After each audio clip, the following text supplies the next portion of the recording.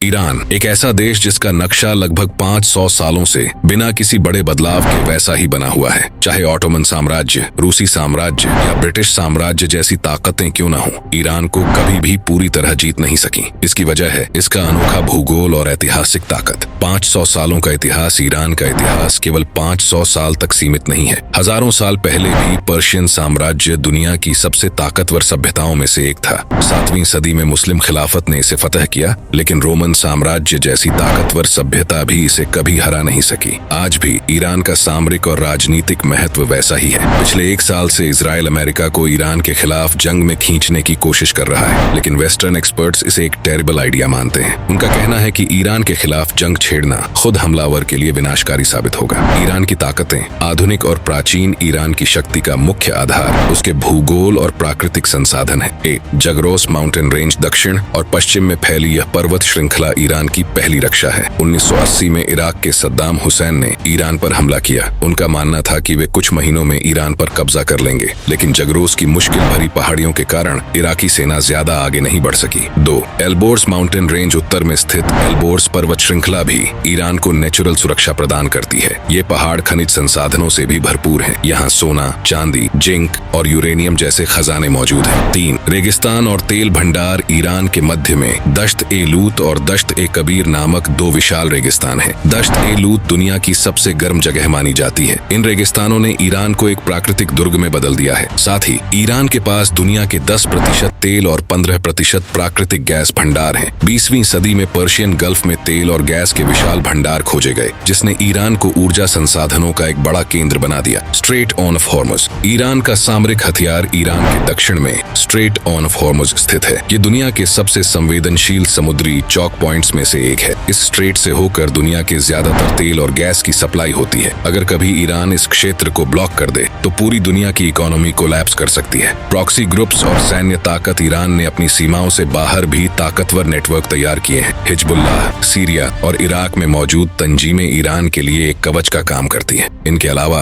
Iran की drone और missile technology भी इसे मिडिल ईस्ट की सैन्य सुपर पावर बनाती है। इतिहास और भूगोल। अजेयता का कारण ईरान का भूगोल और प्राकृतिक स्थिति इसे एक अभेद्य दुर्ग बनाती है। इसके ज्यादातर शहर जगरोस और एल्बोर्स पहाड़ों के बीच स्थित हैं, जो इन्हें बाहरी आक्रमण से बचाते हैं। अगर कोई हमलावर इन पहाड़ों को पार कर भी लेता है तो उसे दश्त-ए-लूत और दश्त-ए-कबीर जैसे रेगिस्तानों का सामना करना पड़ता है। इतिहास गवाह है कि चाहे सद्दाम हुसैन की ताकतवर आर्मी हो या औपनिवेशिक ताकतें, ईरान को हराना हमेशा मुश्किल रहा है। यहाँ तक कि 1980 से 88 की ईरान इराक जंग में लाखों लोग मारे गए, लेकिन इसका नतीजा कुछ नहीं निकला। आधुनिक युग में ईरान का महत्व। आज के दौर में ईरान की ताकत केवल भूगोल तक सीमित नहीं है। उसके पास हिजबुल्लाह जैसे प्रॉक्सी ग्रुप्स हैं, जो दुश्मनों को पहले ही रोक सकते हैं। इसके अलावा ईरान की ड्रोन और मिसाइल टेक्नोलॉजी उसे और भी मजबूत बनाती है। इसके साथ ही स्ट्रेट ऑफ हॉर्मुज और बाब अल मंदेब जैसे महत्वपूर्ण चौक पॉइंट्स पर ईरान का अप्रत्यक्ष नियंत्रण है। ये दोनों पॉइंट्स वैश्विक ऊर्जा आपूर्ति के लिए बेहद अहम है। निष्कर्ष, ईरान का इतिहास, भूगोल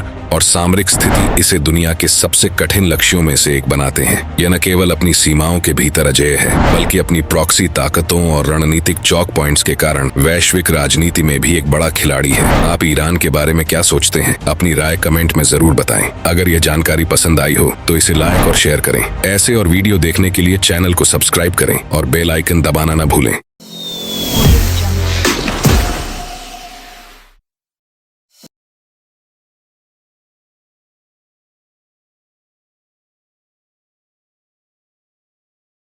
क्या इजराइल ईरान पर हमला करेगा? कौन जीतेगा ये जंग? लगातार बढ़ते तनाव और रिपोर्ट्स से यह लगभग साफ हो चुका है कि इजराइल ईरान पर हमला करने की तैयारी कर रहा है। हालांकि यह हमला कब और कैसे होगा यह कोई नहीं जानता। दूसरी ओर ईरान लगातार चेतावनी दे रहा है कि अगर इजराइल ने हमला किया तो उसका जवाब पहले से कहीं ज्यादा भयंकर होगा। इस स्थिति में सबसे बड़ा सवाल यह है कि अगर दोनों देशों के बीच युद्ध होता है तो कौन भारी पड़ेगा? आबादी और सेना का आकार। ईरान ईरान का साइज और आबादी दोनों इजराइल से कहीं ज्यादा है। जहां इजराइल की आबादी लगभग 90 लाख है, वहीं ईरान की आबादी 9 करोड़ से ज्यादा है। इसी का असर इनकी सेनाओं पर भी दिखता है। ईरान के पास लगभग 5,78,000 सक्रिय सैनिक और 2 लाख प्रशिक्षित रिजर्व सैनिक हैं। इसके विपरीत इजराइल के पास 1,70,000 सक्रिय सैनिक और 2 लाख प्रशिक्षित रिजर्व सैनिक हैं। 4,65,565 रिजर्व सैनिक हैं। इस लिहाज से ईरान की सेना इजराइल से 3 गुना बड़ी है। थल सेना और नेवी थल सेना और नेवी के मामले में भी ईरान इजराइल से आगे है। ईरान के पास टैंक्स और अन्य ग्राउंड व्हीकल्स की संख्या ज्यादा है। हालांकि टेक्नोलॉजी के मामले में इजराइल ईरान से काफी आगे है। ईरान के ज्यादातर हथियार और वाहन पुराने डिजाइन के हैं, जबकि इजराइल के हथियार अमेरिका और यूरोप की एडवांस टेक्नोलॉजी से लैस हैं। नेवी में भी संख्या के मामले में ईरान आगे है, लेकिन इजराइल की नेवी को अमेरिका और यूरोपियन देशों का समर्थन और आधुनिक उपकरण मिलते हैं। इसके अलावा मेडिटेरेनियन सी में मौजूदगी के कारण इजराइल को रणनीतिक लाभ मिलता है। एयरफोर्स बनाम मिसाइल टेक्नोलॉजी एयरफोर्स के मामले में इजराइल ईरान से काफी मजबूत है। इजराइल के पास अमेरिका से मिले F-15, F-16 और F-13 जैसे फाइटर जेट्स हैं, जो ईरान की पुरानी एयरफोर्स से कई गुना एडवांस हैं। हालांकि ईरान ने अपनी मिसाइल टेक्नोलॉजी में जबरदस्त प्रगति की है और वह मिडिल ईस्ट में इस क्षेत्र की सबसे बड़ी ताकत बन चुका है। ईरान के ड्रोन टेक्नोलॉजी ने भी दुनिया का ध्यान खींचा है। ईरान का शाही ड्रोन अपनी कम लागत और उच्च घातकता के लिए जाना जाता है, जिसे हाल ही में रूस यूक्रेन युद्ध में भी देखा गया। अमेरिका और प्रॉक्सीज की ताकत इजराइल की सबसे बड़ी ताकत अमेरिका है। हर साल अमेरिका इजराइल को 3 अरब 8 करोड़ डॉलर की आर्थिक मदद देता है। इसके अलावा इजराइल को अमेरिका से एडवांस हथियार, टेक्नोलॉजी और खुफिया जानकारी भी मिलती रहती है। युद्ध के समय अमेरिका सीधे तौर पर इजराइल के पक्ष में खड़ा रहता है। दूसरी ओर ईरान की ताकत उसके प्रॉक्सी ग्रुप्स हैं। लेबनान का हिजबुल्लाह, गाजा का हमास, यमन के हूती विद्रोही और इराक और सीरिया के कई छोटे बड़े ग्रुप ईरान के लिए मिडिल ईस्ट में उसकी स्थिति मजबूत बनाते हैं। हिजबुल्लाह को दुनिया का सबसे ताकतवर नॉन स्टेट एक्टर माना जाता है। तेल, पर्शियन गल्फ और रणनीतिक लाभ ईरान के पास पर्शियन गल्फ पर मजबूत पकड़ है। अगर कभी युद्ध हुआ तो ईरान इस क्षेत्र को ब्लॉक कर सकता है। पर्शियन गल्फ को इंडियन ओशन से जोड़ने वाला स्ट्रेट ऑफ हॉर्मुज पूरी दुनिया के लिए तेल आपूर्ति का अहम मार्ग है। अगर यह बंद हुआ तो अमेरिका और यूरोप समेत पूरी दुनिया की अर्थव्यवस्था पर बुरा असर पड़ेगा। इसके विपरीत इजराइल को मेडिटेरेनियन सी और अमेरिका के सामरिक सहयोग का लाभ मिलता है। परमाणु हथियार का खेल इजराइल ने कभी यह स्वीकार नहीं किया कि उसके पास परमाणु हथियार है, लेकिन माना जाता है कि इजराइल के पास यह क्षमता है। दूसरी ओर ईरान भी तेजी से अपने परमाणु कार्यक्रम को विकसित कर रहा है। हालांकि उसने कभी यह ऐलान नहीं किया कि वह परमाणु ताकत बन चुका है। पावर इंडेक्स और संभावित परिणाम 2024 के पावर इंडेक्स में ईरान 14वें और इजराइल 17वें स्थान पर है। हालांकि युद्ध का नतीजा केवल सेना के आकार या हथियारों की संख्या पर निर्भर नहीं करेगा। इजराइल उसकी सबसे बड़ी ताकत अमेरिका और पश्चिमी देशों का समर्थन है। ईरान, उसका तेल, पर्शियन गल्फ और प्रॉक्सी ग्रुप्स उसकी सबसे बड़ी ताकत हैं। अगर इन दोनों के बीच युद्ध हुआ तो यह केवल इन दोनों देशों के बीच नहीं रहेगा। इजराइल को अमेरिका और पश्चिमी देशों का समर्थन मिलेगा, जबकि ईरान को रूस, चीन और नॉर्थ कोरिया का समर्थन मिल सकता है। यह लड़ाई क्षेत्रीय युद्ध से बढ़कर एक वैश्विक संघर्ष बन सकती है। आपकी राय में अगर यह युद्ध होता है तो कौन जीत सकता है? कमेंट करें और चैनल को सब्सक्राइब जरूर करें। दोस्तों, आज मैं आप सबके सामने एक दिल को छू लेने वाली बात साझा करना चाहता हूँ। मेरा YouTube चैनल जो मैंने इतनी मेहनत और लगन से बनाया था, एक स्ट्राइक की वजह से बर्बाद हो गया है। सिर्फ एक स्ट्राइक और मेरी सारी मेहनत बेकार हो गई। अब न मेरी वीडियोस मोनेटाइज हो रही हैं और न ही कोई कमाई हो रही है। दोस्तों, मैंने एक वीडियो बनाई थी ईरान के ऊपर। मैं सिर्फ सच बताना चाहता था, लेकिन लगता है YouTube सच नहीं सुनना चाहता। उस एक वीडियो की वजह से मेरा पूरा चैनल डैमेज हो गया है। लेकिन हर हार के बाद एक नई शुरुआत होती है। मैंने एक नया चैनल बनाया है जिसका नाम है ग्राफिक्स अनस्क्रिप्टेड। यह चैनल मेरे सपनों की नई शुरुआत है और मुझे आप सबके सपोर्ट की जरूरत है। मैं हार नहीं मानूंगा, मैं फिर से अपना सपना जीने की कोशिश करूंगा। लेकिन दोस्तों, आपके बिना यह मुमकिन नहीं है। मैं आपसे बस इतनी ही गुजारिश करता हूं कि मेरे नए चैनल को सपोर्ट करें, सब्सक्राइब करें और मेरी वीडियोस को शेयर करें। एक इंसान की आवाज को दबाना आसान है, लेकिन सच को रोकना नामुमकिन है। आपके सपोर्ट के बिना हम कुछ नहीं। ग्राफिक्स अनस्क्रिप्टेड के सफर में हमें ज्वाइन करें। कमेंट में लिंक पिन किया गया है और डिस्क्रिप्शन में भी दिया गया है।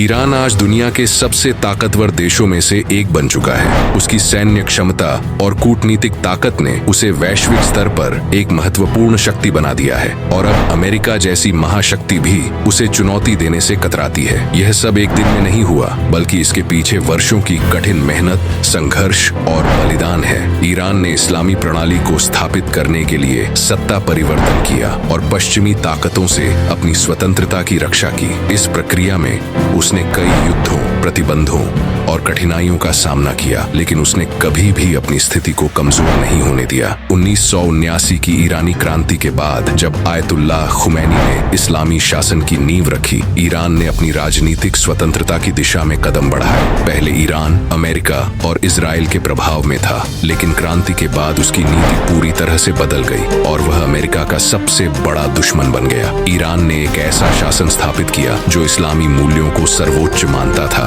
और पश्चिमी पूंजीवादी संस्कृति को नकारता था। यह वही समय था जब ईरान ने अपनी सैन्य क्षमता और परमाणु कार्यक्रम को विकसित करना शुरू किया। ईरान ने अपनी ताकत बढ़ाने के लिए अपनी सेनाओं को आधुनिक बनाया और दुनिया के सबसे उन्नत मिसाइल प्रणालियों में से एक विकसित किया। अमेरिका ने ईरान के खिलाफ प्रतिबंध लगाए, यह सोचते हुए कि इससे ईरान की शक्ति कमजोर हो जाएगी, लेकिन ईरान ने इन प्रतिबंधों को चुनौती दी और अपनी सैन्य और परमाणु क्षमता में वृद्धि की। उसने अपने वैज्ञानिकों की एक टीम तैयार की और सीमित संसाधनों के बावजूद एक प्रभावशाली सैन्य ढांचा तैयार किया। 1990 के दशक में ईरान ने मिडिल ईस्ट में अपनी ताकत फैलानी शुरू की। उसने यमन, फिलिस्तीन और लेबनान में कई प्रॉक्सी संगठन स्थापित किए, जैसे हिजबुल्लाह और हमास, जो अमेरिका और इजराइल के खिलाफ उसकी रणनीतिक उपस्थिति को मजबूत करने का काम करते हैं। इसके अलावा उसने अपनी परमाणु क्षमता में भी तेजी से विकास किया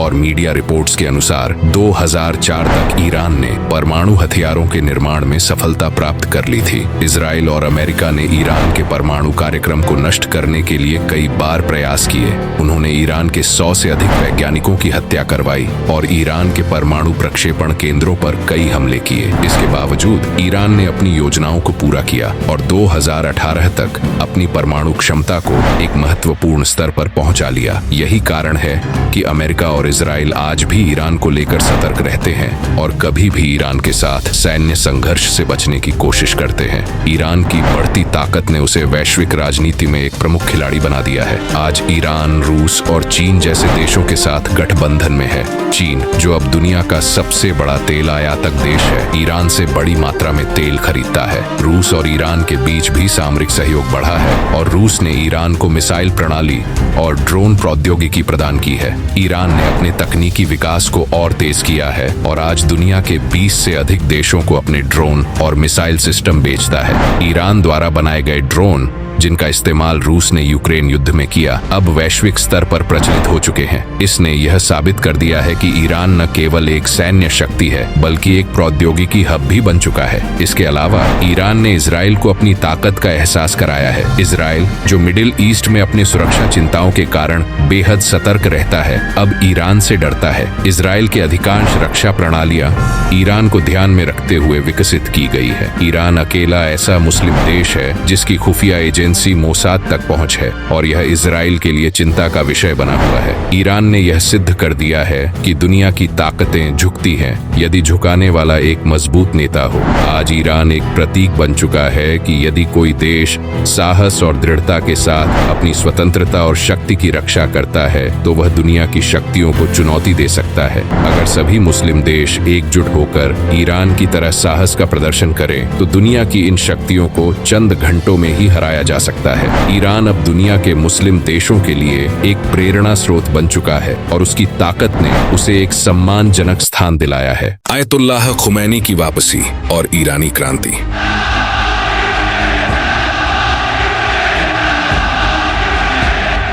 इतिहास का नया अध्याय 1 फरवरी 1979। यह तारीख केवल ईरान ही नहीं बल्कि पूरे विश्व के लिए इतिहास के पन्नों में अमिट रूप से दर्ज हो गई। 14 साल के निर्वासन के बाद आयतुल्लाह रूहुल्लाह खुमैनी ने ईरान लौटकर अपने देश की राजनीतिक और सामाजिक संरचना को हमेशा के लिए बदल दिया। उनकी वापसी ने न केवल शाह की निरंकुश सत्ता को समाप्त किया बल्कि एक इस्लामी गणराज्य की स्थापना की नींव रखी। खुमैनी का प्रारंभिक जीवन और धार्मिक शिक्षा। आयतुल्लाह रूहुल्लाह खुमैनी का जन्म 24 सितंबर सितंबर 1902 को ईरान के खुमैन नामक छोटे शहर में हुआ था।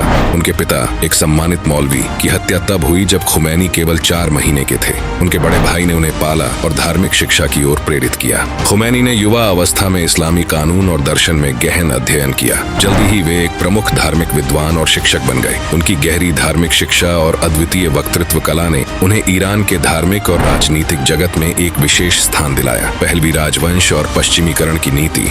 1925 में रजा शाह पहलवी ने सत्ता संभालने के बाद ईरान को आधुनिक बनाने के उद्देश्य से कई कठोर फैसले लिए। महिलाओं के हिजाब पर प्रतिबंध, पारंपरिक इस्लामी शिक्षा के स्थान पर पश्चिमी शिक्षा का प्रचार और इस्लामी परंपराओं का दमन उनके एजेंडे का हिस्सा थे। रजा शाह के बाद उनके बेटे मोहम्मद रजा पहलवी ने 1941 में सत्ता संभाली। उनके शासन में अमेरिकी और पश्चिमी प्रभाव बढ़ता गया। व्हाइट रिवॉल्यूशन के नाम से शुरू किए गए सुधार कार्यक्रमों ने ग्रामीण गरीबों और पारंपरिक समाज को और हाशिए पर धकेल दिया। बढ़ती गरीबी, भ्रष्टाचार और असमानता के बीच ईरान के धार्मिक नेताओं ने इन नीतियों का कड़ा विरोध किया। आयतुल्लाह खुमैनी का विरोध और निर्वासन। 1963 में खुमैनी ने शाह की व्हाइट रिवॉल्यूशन का खुलकर विरोध किया। उन्होंने इसे इस्लामिक मूल्यों और ईरानी समाज के खिलाफ बताया। खुमैनी की लोकप्रियता बढ़ती जा रही थी, जो शाह के लिए चिंता का कारण बन गई। उन्होंने खुमैनी को गिरफ्तार किया, जिससे पूरे देश में विरोध प्रदर्शन शुरू हो गए। 1964 में खुमैनी को देश से निर्वासित कर दिया गया। पहले वे तुर्की, फिर इराक और अंत में फ्रांस चले गए, लेकिन निर्वासन ने उनकी आवाज को दबाया नहीं। उन्होंने अपने विचारों को ऑडियो कैसेट्स और लिखित संदेशों के जरिए ईरान पहुंचाया। ये संदेश शाह के खिलाफ क्रांति की चिंगारी को ज्वाला में बदलते रहे। ईरानी क्रांति की शुरुआत 1778 में खुमैनी के बेटे की रहस्यमयी मौत और शाह की कठोर नीतियों ने जनता के गुस्से को और बढ़ा दिया। ईरान में जगह जगह प्रदर्शन होने लगे। लोग खुलकर शाह के खिलाफ सड़कों पर उतरने लगे। लाखों लोगों ने उनके नेतृत्व में क्रांति का समर्थन किया। जनवरी 1979 में शाह को जनता के दबाव में देश छोड़कर भागना पड़ा। उनकी सत्ता खत्म हो चुकी थी, लेकिन सवाल था कि अब आगे क्या होगा। खुमैनी की ऐतिहासिक वापसी 1 फरवरी 1979 को आयतुल्लाह खुमैनी फ्रांस से तेहरान लौटे।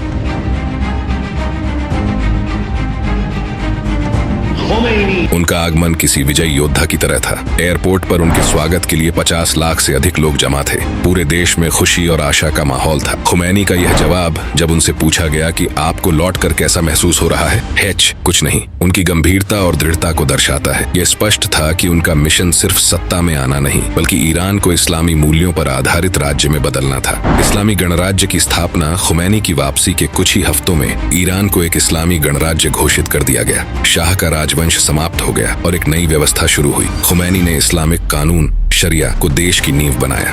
उनकी सरकार ने पश्चिमी प्रभाव को खत्म करने और पारंपरिक इस्लामी मूल्यों को स्थापित करने की प्रक्रिया शुरू की। हालांकि यह क्रांति उतनी सरल नहीं थी।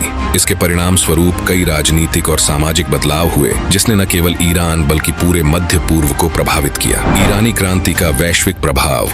ईरानी क्रांति ने दुनिया को दिखा दिया कि एक धार्मिक नेता के नेतृत्व में भी बड़ी राजनीतिक और सामाजिक क्रांतियां संभव हैं। यह क्रांति एक उदाहरण बन गई कि कैसे धार्मिक और पारंपरिक मूल्यों के सहारे सत्ता को चुनौती दी जा सकती है। इस क्रांति ने दुनिया के राजनीतिक परिदृश्य को बदल दिया। अमेरिका और पश्चिमी देशों के लिए यह एक बड़ा झटका था। यह क्रांति उन मुस्लिम देशों के लिए प्रेरणा बनी जो अपनी धार्मिक और सांस्कृतिक पहचान को बनाए रखना चाहते थे। निष्कर्ष, आयतुल्लाह खुमैनी की वापसी और ईरानी क्रांति एक ऐसे ऐतिहासिक क्षण की कहानी है जिसने केवल सत्ता परिवर्तन नहीं किया, बल्कि समाज और राजनीति के ढांचे को ही बदल दिया। ये घटना न केवल ईरान के इतिहास में बल्कि विश्व इतिहास में एक महत्वपूर्ण अध्याय के रूप में दर्ज है। खुमैनी की दृढ़ता, उनके विचार और जनता का अटूट विश्वास, ये सब इस क्रांति को संभव बनाने वाले प्रमुख कारक थे। ये क्रांति हमें सिखाती है कि जब लोग संगठित होकर अन्याय के खिलाफ खड़े होते हैं तो बदलाव अनिवार्य हो जाता है।